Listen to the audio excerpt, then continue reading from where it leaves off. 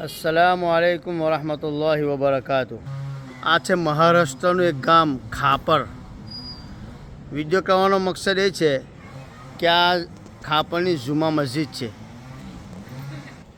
અહીંયા લગભગ 2002-2003થી સિત્તોણ ગામથી દર વર્ષે રમઝાનની અંદર બે હાફેજ તાળી પડાવવા માટે આવે છે. કન્ટિન્યુ આ 2026 ચાલે છે. આ વર્ષે પણ છોકરા આવીને ગયા.